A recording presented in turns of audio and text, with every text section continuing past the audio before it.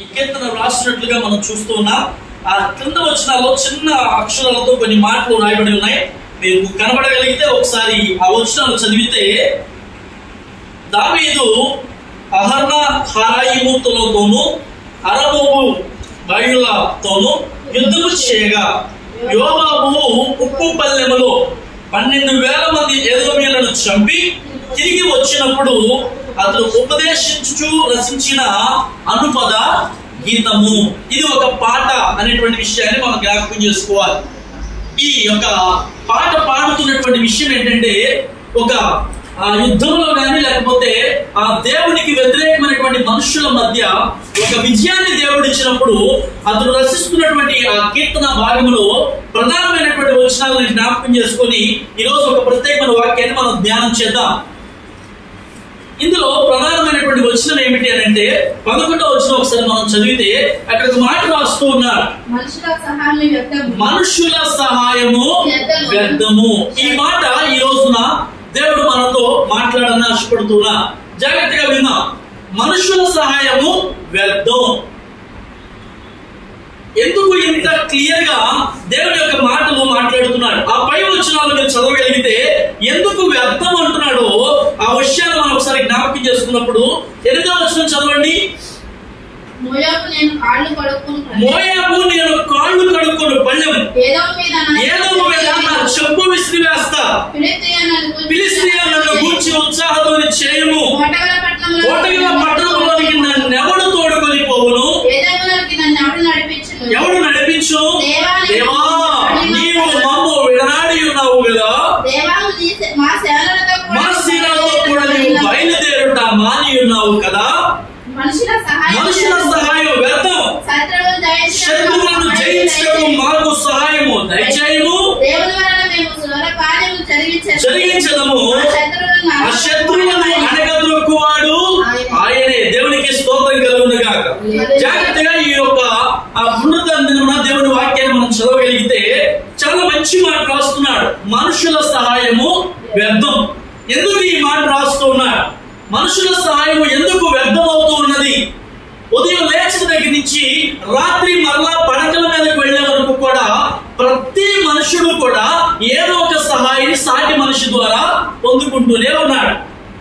ఏది కావాలన్నా, ఒక కుటుంబం కానివ్వండి, ఒక సమాజం కానివ్వండి, ఒక సంఘం కానివ్వండి, లేదు ఒక ఊరు కానివ్వండి, ఒక నగరం, ఒక దేశం, ఒక పట్టణం, ఏదైనా సరే మనుషుల ద్వారా ఖచ్చితమైనటువంటి సహాయం పొందుతూనే ఉంటారు. మనకు తెలియనటువంటి వాటిని అడిగి తెలుసుకోవాలంటే ఎవరిని అడుగుతాం? జంతువులను అడుగుతామా? వాటి జాతులు వేరు, వాటి స్వభావాలు వేరు, అవి వేరు. జంతు ప్రపంచం అనేదే వేరు. వాటిని ఏమడిగినా అవి సహాయం చేయలేనటువంటి. మనుషుడికి మనుషుడే సహాయం చేయగలిగిన వాడు, మనుషుడికి మనుషుడే ఏదైనా ప్రయోజనకరమైనది చేయగలిగిన వాడు, మనుషుడికి మనుషుడే మాట సహాయం గాని, చేతి సహాయం గాని, తోడు సహాయం గాని ఏదైనా చేయగలిగిన వాడు. కానీ వాక్యం చెప్తుంది మనుషుల సహాయం. ఈ మాట తప్పు అన్నావా? బైబిల్లో రాయబడిన ప్రతి మాట చాలా విలువ కలిగినటువంటిది, చాలా వెల కలిగినటువంటిది. ఇందులో సున్నైన గాని పొల్లైన గాని ఏది తీసివేయడానికి లేదు అన్నాడు. ఒకవేళ తీసివేస్తే బైబిల్లో ఎన్ని తెగుళ్ళు ఉన్నాయో, ఎన్ని శ్రమలు ఉన్నాయో అవన్నీ వాళ్ళకి వస్తాయండి. అయితే ఈ మాట తీసివేయడానికి ఏమాత్రం కూడా అవకాశం. మరి ఈ యొక్క మాటలో ఉన్న అర్థం ఏంటి? మనుషుల సహాయం వ్యర్థం అని చాలా క్లియర్ గా రాస్తున్నాడు. ఆ పై వచ్చిన ఒక్కసారి మనం చదివితే, దేవా నీవు విడనాడి ఉన్నావు కదా, మా సేనలతో కూడా నీవు. గమనించవలసిన విషయం ఏంటంటే, ఎందుకు ఈ మాట భక్తుడు రాస్తున్నాడు అంటే, దేవుని యొక్క సహాయాన్ని వాళ్ళు పోగొట్టుకున్నారు. జాగ్రత్తగా దేవుని యొక్క సహాయం ఎప్పుడైతే పోతుందో ఇక ఎవరి సహాయం అవుతుంది? మనుషుల సహాయమే అవుతుంది. ఎందుకంటే దేవుడే విడనాడితే ఇక వాళ్ళకి ఏ దిక్కు ఏ మొక్కు లేదు. మీకు బాగా అర్థమయ్యేలా చెప్తాను. ఐగుప్తులో ఉన్నటువంటి జనాంగం వారు బయటకు వచ్చిన తర్వాత, ఎర్ర సముద్రాన్ని దాటి బయటకు వచ్చిన తర్వాత వాళ్ళు అరణ్య మార్గం గుండా ప్రయాణం చేస్తున్న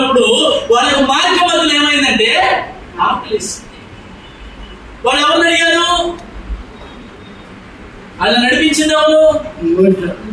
మోషే. ఆ ప్రజలందరూ వెళ్ళి మోషేని అడుగుతున్నారు, అయ్యా మేము ఐగుప్తులో చాలా దోసకాయలు తిన్నాము, కీరకాయలు తిన్నాము, చాలా రకరకాలైన పండ్లు తిన్నాము, కానీ ఈ అరణ్య మార్గంలో మాకేం దొరకట్లేదయ్యా అని వాళ్ళు మోషేని అడుగుతూ ఉన్నారు. మరి మోషే ఎవరు అడగాలి? దేవుడిని అడగాలి. ఎందుకంటే మనుషులందరూ ఆధారపడిందేమో మోషే మీద, మోషే ఆధారపడింది అంటే ఈ ప్రజలందరూ కూడా ఒక మనుష్యుడి మీద ఆధారపడ్డారు. కానీ ఆ మనుషుడు ఒక్కడే దేవుని మీద ఆధారపడ్డారు. ఎందుకని ఈ మనుషులందరూ దేవుని మీద ఆధారపడాలా? వాళ్ళకి ఇంకా సరైనటువంటి విశ్వాసం రాలా, ఇంకా సరైన నమ్మకం రాలా. ఐగుప్తులో 10 అద్భుతాలు చేశాడు దేవుడు, అంతకంటే గొప్పగా ఎర్ర సముద్రాన్ని దాటించాడు దేవుడు. అయినా ఈ ప్రజల్లో ఏమీ లేదు, చెప్పాలి ఏమి లేదు, విశ్వాసం లేదు. దేవుడు అంటే నమ్మకం. వాళ్ళు చూస్తూ ఉండగానే ఎర్ర సముద్రం 2 పాయలుగా చీలిపోయింది. వాళ్ళు చూస్తూ ఉండగానే వెనక వస్తున్న శత్రు సైన్యం అంతా ఆ యొక్క సముద్రంలో మునిగిపోయింది. అయినా వాళ్ళకి ఇంకా దేవుడి మీద అలా నమ్మకం పోవటాన్ని బట్టే వాళ్ళు మోషే మీద ఏం చేస్తున్నారంట? సనుగుతున్నారంట, గొడుగుతున్నారంట, లేనిపోయిన మాటలు మాట్లాడుతూ తిరుగుబాటు స్వభావాన్ని కలిగి ఉన్నారు. అయితే మోషేను నడిపించిన దేవుడు, మోషేను పిలిచిన దేవుడు, మోషేకు దర్శన రూపంలో కనబడిన దేవుడు ఏ స్వరూపమునైతే మోషే చూస్తూ ఉన్నాడో, ఏ దర్శనాన్నైతే మోషే చూస్తూ ఉన్నాడో దాని మీద మాత్రమే అతను ఆధారపడ్డాడు. కాబట్టి అన్ని లక్షల మంది ఆధారకంగా దేవుని సన్నిధిలో ప్రార్థించడం మొదలు పెట్టాడు. దేవునికి స్తోత్రం కలుగును గాక. హల్లెలూయా. అన్ని లక్షల మంది అడిగితే దేవుడు ఇవ్వలేదేమో, కానీ ఒక్క మోషే ప్రార్థన దేవుడు ఆలకించాడు. దేవునికి స్తోత్రం కలుగును గాక. అందుకే దేవుడు చెప్తున్నాడు, మనుషుల సహాయం మీకు వ్యర్థం. మీరు ఎంతసేపు మనుషుల మీద ఆధారపడితే వాళ్ళు మీకు సహాయం చేసేవాళ్ళుగా, ఇదిగో ఇప్పుడిస్తా, అప్పుడిస్తా, రేపిస్తా, ఎల్లుండిస్తా అనేవాళ్ళే తప్ప ఎవరు కూడా సహాయం చేసేవాళ్ళు. అందుకే ఇర్మియా గ్రంథకర్త రాస్తాడు కదా, మీరు ఒకసారి చదవగలిగితే అక్కడ ఒక మాట రాస్తున్నాడు, ప్రతి సహోదరుడు అంట తంత్రగొట్టు వాడై ఉండి ఎదుటివాడి యొక్క కొంపలు ఉంచేవాడే తప్ప ఎప్పుడు కూడా ఒక్కరు సరైనడు లేడు అనే మాట మనం చదవగలుగుతూ ఉంటాం. ఇర్మియా ఆ గ్రంథకర్తలో రాస్తూ ఉంటున్నాడు. చూడండి ఒకసారి ఆ మాటను మనం చదువుదాం. తీసారా? ఇర్మియా గ్రంథం తీసారా?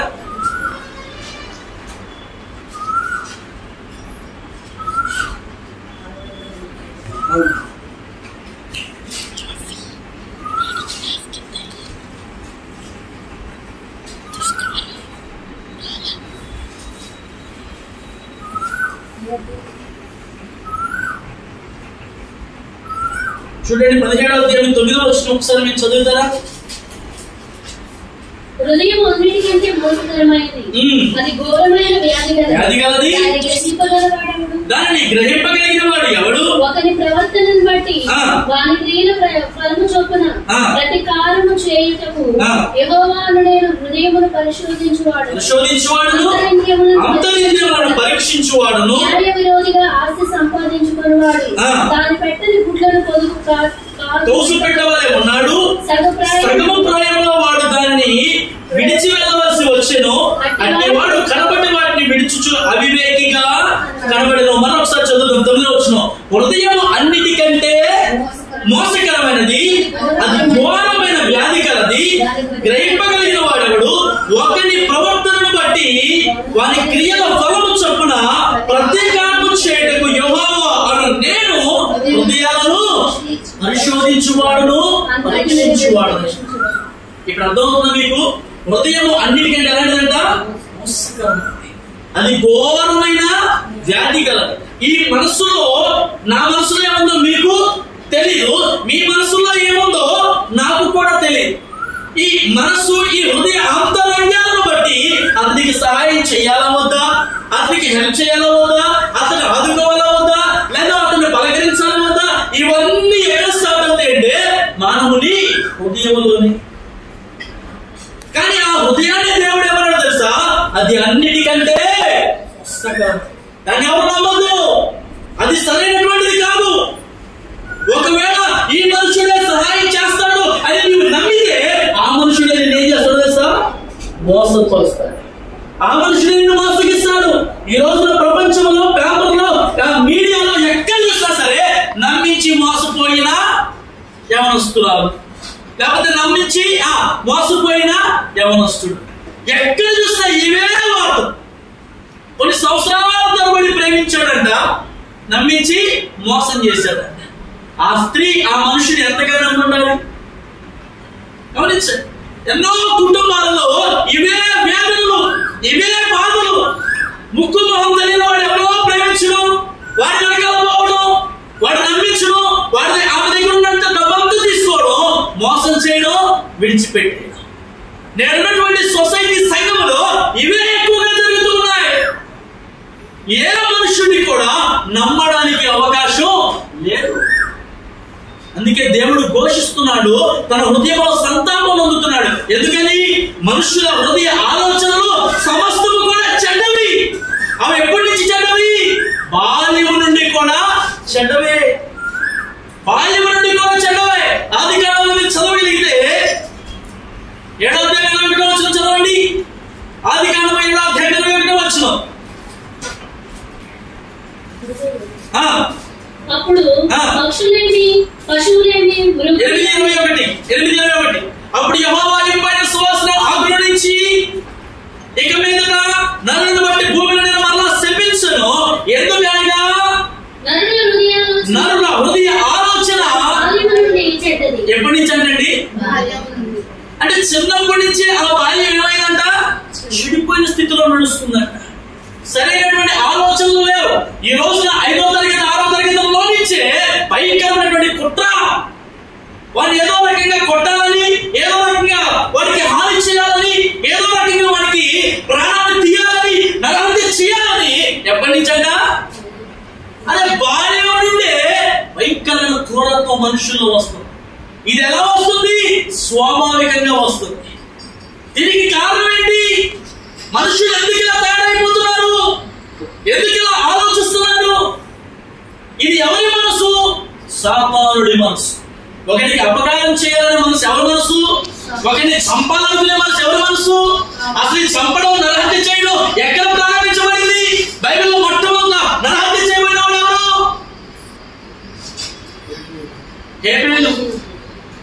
హేబేలు. మొట్టమొదటిగా నరహత్య చేయబడిన వాడు హేబేలు. అన్నే, సొంత అన్నే, కడుపుటి పుట్టిన వాడే ఆ తమ్ముడిని ఏం చేశాడంట? పొలంలో కొట్టి. ఎక్కడుంది సంస్కృతి? ఎక్కడుంది సాంప్రదాయం? దేవుడు చెప్పాడా? దేవుడు చెప్పా, మీరు ఫలించి అభివృద్ధి చెంది విస్తరించి భూమిని నింపండి. ఇది ఆశీర్వాదం, ఇది వాగ్దానం. మీరు నరహత్య చేయమని దేవుడు చెప్పాడా? మిమ్మల్ని ఎవరన్నా హాని చేసిన వారికి తిరిగి హాని చేయమని దేవుడు నేర్పించాడా? నేర్పించలా. దేవుడు మంచిని బోధించాడు. కానీ మనుష్యులలో స్వాభావికమైనటువంటి వ్యతిరేకత, స్వాభావికమైనటువంటి పాపము, స్వాభావికమైనటువంటి ఆలోచనలు అతను ఎందులో తీసుకెళ్తున్నారు తెలుసా? అపరాధంలోనికి, పాపంలోనికి నడిపిస్తున్నాయి. దేవునికి మహిమ కలుగును గాక. హల్లెలూయా. కాబట్టి దేవుని బిడ్డలారా, ఈ రోజున వాక్యాన్ని జాగ్రత్తగా మనం వినగలిగితే మనుషుల యొక్క సహాయం, నీ నుంచి ఏదైనా సహాయం వాడు అడుగుతున్నాడు అని అంటే నీ నుంచి ఏదో ఆశపడే. ఈరోజు చాలా మంది భర్తలైనటువంటి స్త్రీలు ఎవరి దగ్గర ఏదైనా సహాయం అడిగితే వాళ్ళు ఎంత ఘోరమైనటువంటి ఆలోచన కలిగిన వారో తెలుసా? నేను నీకు ఇస్తే నువ్వు నాకు ఏం చేస్తావు? నేను నీకు ఇది ఇస్తే నువ్వు నాకు ఎలా ఉపయోగపడతావు? ఇది ఎలాంటి భయంకరమైన ఆలోచన! ఇది ఎంత భయంకరమైనటువంటి దుర్మార్గపు దుశ్చర్య! నీకు సహాయం అడిగితే ఉపయోగపడాలా? నీకు సహాయం అడిగితే వారు నీకు ప్రతిదాన్ని ఏదైనా చేయాలా? మనుషుని యొక్క ప్రతి ఆలోచన తలపు చెడ్డదే అని దేవుని వాక్యము ఘోషిస్తోంది. దేవునికి స్తోత్రం కలుగునుగా. ఈ రోజు ఎవరిని ఏమడగలన్నా భయమే. నేను పేషెంట్స్ దగ్గర ఎవరన్నా ఆ స్త్రీలను పెడుతూ ఉంటారు. వాళ్ళు పేషెంట్స్ నడవలేనటువంటి వారు, కాలు చేసి పడిపోయిన వాళ్ళు, లేకపోతే వారి పెరాలసిస్ వచ్చి బెడ్స్ మీద ఉన్న వాళ్ళు, వాళ్ళకి ఏదైనా సర్వీస్ చేయడానికి గమనించండి, ఆ సర్వీస్ చేయడానికి అంటే వాళ్ళు ఉమ్మివేయగా తీయడానికి ఆలోచించండి, వాళ్ళకి ఎంత సర్వీస్ ఉంటుందో. వాళ్ళు ఏదైనా మోషన్కి వెళ్తే క్లీన్ చేయడానికి, యూరినల్స్ వెళ్తే బాగు చేయడానికి, ఇలా అన్నిటికీ కూడా ఎవరైనా పేషెంట్స్ దగ్గర అటెండర్స్ లాంటి వాళ్ళు పెడితే వాళ్ళకు ఉన్నటువంటి ఆ దుర్బుద్ధి, ఆ అవయవ లోపం వల్ల కూడా బయటపడుతూ ఉంటుంది. మొన్న ఒక ఫోన్ కాల్ నేను మాట్లాడుతున్నప్పుడు ఒక అటెండర్ కావాలండి ఒక పేషెంట్ చేయడానికి అంటే మేము మగాళ్ళ దగ్గర చేయమండి అనేసారు. అరే అతను లేవలేనుడండి, 60 సంవత్సరాలు ముసలోడండి, ఊరికి పట్టుకుంటే బాత్రూమ్కి తీసుకెళ్తే సరిపోతుందండి, మీరు ఎలా చేయడమంటే అసలు నేను మగాళ్ళ దగ్గర చేయనండి. కారణం ఏంటమ్మా? వాడికి అంత వయసు వచ్చింది కానీ నా చెయ్యి ఇంకా పట్టుకుంటున్నాడండి, నేను ఎలాంటి దగ్గర చేయను. ఆడవాళ్ళు ఉంటే చెప్పండి చేస్తాను. ఎలాంటి సమాజ బంధువులు ఉందో? వయసు ఎంత? 60-70 సంవత్సరాలు. వీళ్ళ దగ్గర చేసేవాళ్ళు 40 సంవత్సరాలు 45 సంవత్సరాలు. వాళ్ళు ఎంతటి ఆ వయసు, ఎంతటి ఆలోచన. మనుషుల సహాయం ఏమవుతుందో తెలుసా? వ్యర్థమవుతుంది. వీళ్ళు మంచిగా చేయడానికి, ₹1 ఆశపడి చేయడానికి వాళ్ళకి సర్వీస్ ఇస్తే వాళ్ళకి ఉన్నటువంటి ఆలోచన ఏంటో తెలుసా? చెడ్డ ఆలోచన. ఇవి దేవుడు చెప్పినవా? ఈ దేవుడు కల్పించినవా? కాదు. చిన్నతనం నుంచే ఏమన్నాడు వాక్యంలో? బాల్యము నుండే. ఏం రాస్తున్నాడు అక్కడ? ఆదికాండం ఎప్పుడు రాయబడిందండి? అది ఫస్ట్ గ్రంథమేగా, అది మొట్టమొదటి గ్రంథమేగా. ఆ గ్రంథంలో కనీసం 5 అధ్యాయాలు పూర్తి కాదా? 8 అధ్యాయాలు ఈ మాట రాస్తున్నాడు. ఏమని? నరుల ఆలోచన. అసలు ఆలోచనలే చెడిపోతే ఇంకెవరిని సహాయం అడగల? ఇంకెవరిని ఏమడగల? మనుషుని ఆలోచనలే తప్పిదో, మనుషుని ఆలోచనలే మోసపూరితో, మనుషుని ఆలోచనలే సకల విధాలైనటువంటి పాపానికి అపరాధాలకి దారి తీస్తుంటే ఇంకెవరిని ఏ సహాయం అడగాలి? వయసులో ఉన్నవాడికి ఎదవ కోరికలే, చెడ్డ ఆలోచనలే. ఇంకెలా ఈ సమాజం బాగుపడాలి? అందుకే రాస్తున్నాడు మాట, దేవా నీవు మా సేవలతో కూడా రాకపోతే మాకు అసలు మనుషుల సహాయం వద్దు. అందరూ కూడా మోసం చేసేవాళ్ళే, అందరూ మోసం చేసేవాళ్ళే. అందుకే 119వ కీర్తనలో ఒక మాట రాస్తాడు. ఇది పెద్దలకు మాత్రమే కాదు, యవనస్తులు. చూడండి 119వ కీర్తన 9వ వచనం చదవండి. అవును, యవనులు దేని చేత తమ నడతను శుద్ధిపరచుకోదురు. ఆది కాలంలో ఏమన్నాడు?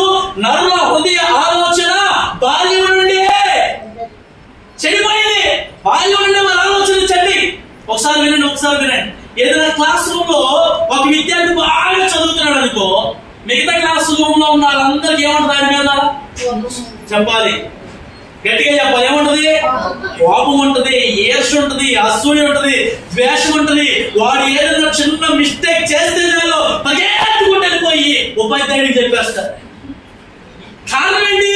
అది స్వాభావికంగా మంచోడే, కానీ వాడిలో ఉన్న టాలెంట్ మిగతా వాళ్ళకి ఏమవుతుందో తెలుసా? కోపాన్ని తీసుకొస్తారు. అదే మంచిగా చదవడం తప్ప, ఎక్కువ మార్కులు తెచ్చుకోవడం తప్ప కాదు కదా.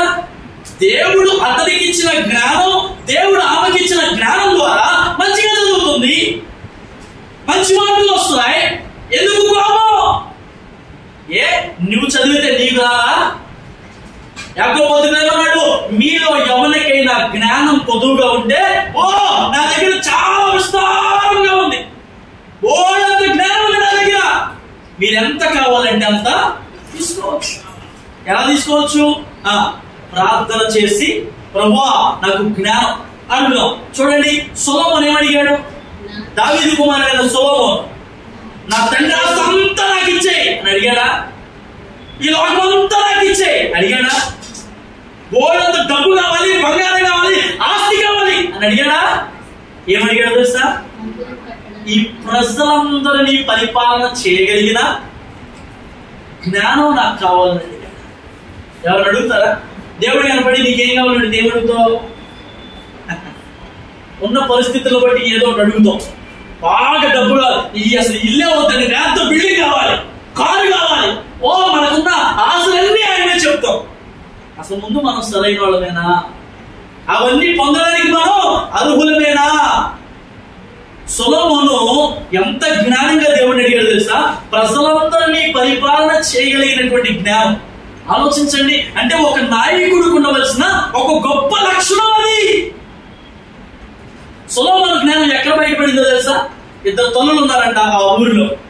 ఆ 2 తల్లులకి 2 కుమారులు ఉన్నారు. భయంకరమైన కరువు వచ్చేసింది. అప్పుడు ఆ 2 స్త్రీలలో ఇద్దరు మాట్లాడుకున్నారంట. ఒక రోజేమో నీ కుమారుడిని మనం చంపుకొని తినేద్దాం, రెండో రోజు నా కుమారుడిని చంపుకొని తినేద్దాం అనుకున్నారంట. ఒకరోజు అలాగే నిర్ణయించుకున్నారు, ఆ బాలను చంపుకున్నారు, శుభ్రంగా తినేశారు. మరుసటి రోజు వచ్చింది, నీ బాలని బామ్మ ఇప్పుడు కోసుకొని తినేద్దాం అనుకునే టయానికి వాళ్ళిద్దరికి బాధలు వచ్చిందంట. వాళ్ళిద్దరు గొడవ అనుకున్నారు.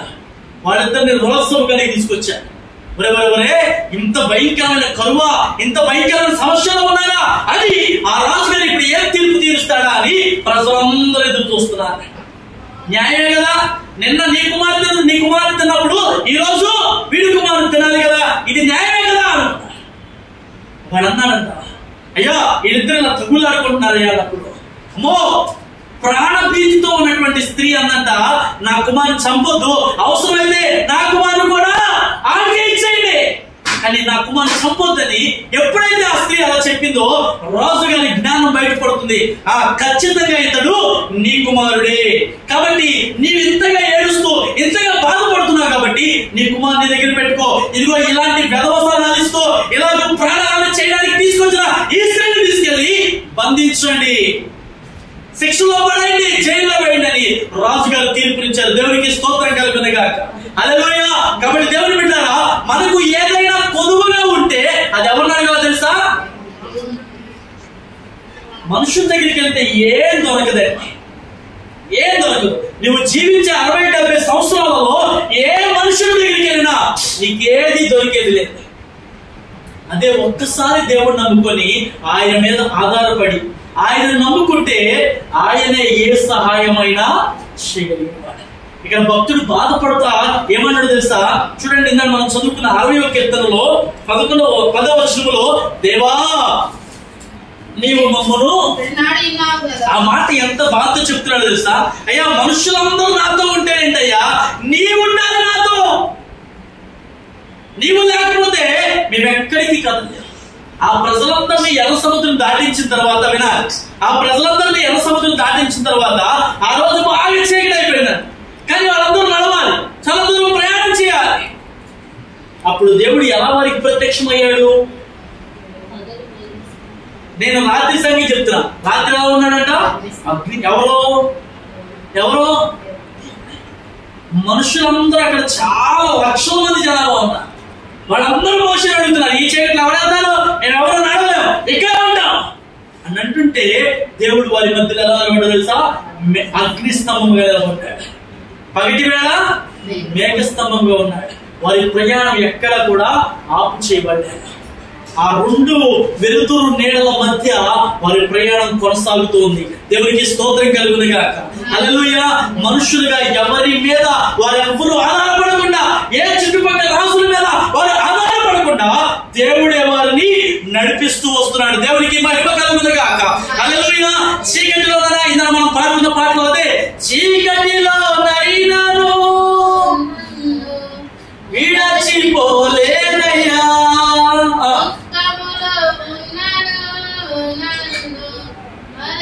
పోలేదయ్యా, నిధి పావురపు మనసయ్యా, యేసయ్యా పావురము మనసయ్యా, నిధి పావురము మనసయ్యా, యేసయ్యా పావురము మనసయ్యా, మేలులు నీ మరచిపోలేనయ్యా, మేలులు నీ మరచిపోలేనయ్యా, నా ప్రాణము నంత వరకు విడచిపోలేనయ్యా, నా ప్రాణము నంత వరకు విడచిపోలేనయ్యా. హల్లెలూయా. చీకటిలోనైనా, బాధలోనైనా, కొండలలోనైనా, ఎలాంటి ఉపద్రవాలలోనైనా, ఏ మనుషుల మీద ఆధారపడినా వాళ్ళ సహాయాల యెహోషాపాతు రాజు అనేటువంటి ఆయన 5 రాజులు దండెత్తొచ్చారట. ఒక్కసారే 5 రాజులు దండెత్తొచ్చారు. అప్పుడు యెహోషాపాతు మోకాళ్ళుని గోనెపట్ట కట్టుకొని దేవుని సన్నిధిలో ప్రార్థించడం ప్రారంభించాడు. అయ్యా, నేను ఒక్కనే ఉన్నా, ఎంతమంది ఉన్నారా చుట్టూ? 5 సమూహంగా వస్తున్నారు. నేనేం చేయాలయ్యా? ఎలా తప్పించుకోవాలయ్యా? యెహోషాపాతు రాజాతో దేవుడు మాట్లాడుతున్నాడు. మీరేం చేయదు, యుద్ధ పంతులు తీర్చి నిలబడండి, ఆ లైన్స్ లో నిలబడండి, చాలు, యుద్ధం యెహోవాదే, ఆయనే చూసుకుంటాడు అన్నాడు. వాళ్ళు అలా ఆ తీరు వరుస తీరుగా వాళ్ళు నిలబడి ఏం మాట్లాడకుండా సైలెంట్ గా ఉన్నారు. చూడండి, ఆ శత్రువులందరికంట ఒక భయంకరమైనటువంటి శబ్దాన్ని దేవుడు వినిపించి వాళ్ళే కొట్టుకొని చచ్చిపోయారు. 5 రాజులు దండెత్తొస్తే వాళ్ళకే చీకటి కనిపించింది. ఎవడు శత్రువో, ఎవడు తనోడో, ఎవడు మనోడో ఏం కనిపించట్లా. ఆ 5 రాజులే కొట్టుకొని వెంటనే వాళ్ళు తేరి చూడగా వాళ్ళకి వెలుగు వచ్చినామంటే యెహోషాపాతు సైన్యం అలాగూ నిలిచిపోయింది. చుట్టుపక్కల ఉన్న వాళ్ళందరూ కూడా చనిపోయారు. చీకటిలో నుండి దేవుడు ఏమి ఇచ్చాడు తెలుసా? గొప్ప విజయాన్ని ఇచ్చాడు. దేవునికి మహిమ కలుగునుగాక. హల్లెలూయా. నీ మీదకి ఎంతమంది శత్రువులు, ఎన్ని వ్యాధులు, రోగాలు, బాధలు, శ్రమలు, ఇరుకులు ఎన్ని పోటీకి వచ్చినా వాటన్నిటిని తప్పించేవాడు ఎవరో తెలుసా? దేవుడు ఒక్కడే. అందుకే భక్తుడు ఏమని ఆ నిట్టూర్పు విడుస్తున్నాడు తెలుసా? నీవు దయచేసి మమ్మలను విడిచిపెట్టి వెళ్ళొద్దు. మమ్మల్ని విడనాడి ఉన్నావు కదా. మనిషి వదిలిపెడితేనే బాధ. ఏమండి, మనకు బాగా పరిచయస్తులైన వారు గడిచినటువంటి నెలలో మా మామయ్య గారు చనిపోయారు కదా. ఆయన లేనటువంటి కుటుంబం ఎంత అంగలారుస్తూ ఉంటది, ఎంత బాధపడుతూ ఉంటది. బంధువులు గాని, స్నేహితులు గాని, ఒక మనిషి లేడే అనే బాధ ఎలా మిగిలిపోతుందో, ఒక మనుషుల గురించే మనం ఇంత బాధపడితే దేవాది దేవుడి గురించి మనం ఇంకెంత బాధపడాలి? ఒకసారి ఆలోచించండి. భక్తుడు అదే వేడుకుంటున్నాడు. అయ్యా, మనుషులు మమ్మల్ని విడిచిపెడతారేమో కానీ నీవు మమ్మల్ని విడిచిపెట్టేవాడవు. మోషేతో దేవుడు మాట్లాడుతున్నాడు. ఎందుకు మోషే ఇంతగా విసిగిస్తున్నారు కదా, ఇంతగా నిన్ను ఇబ్బంది పెడుతున్నారు కదా, ఒకసారి తప్పుకో. నువ్వు ఈ జనం అందరినీ నేనేం చేస్తా తెలుసా? సంహరిస్తా, నీలో నుండి జనాన్ని పుట్టిస్తా, వీళ్ళందరినీ తీసేద్దాం అని అంటే మోషే ఏం చేశాడు తెలుసా? ప్రార్థన చేశాడు. వద్దయ్యా, నీ నామము అవమానపరచబడుతుందయ్యా. ఐగుప్తుల నుండి నువ్వు ఎలా బయటికి తీసుకొచ్చావో తెలుసా? వాళ్ళ మధ్య ఎన్ని అద్భుతాలు చేసావో తెలుసా? 10 అద్భుతాలు చేసి ఎర్ర సముద్రాన్ని చీల్చి బయటికి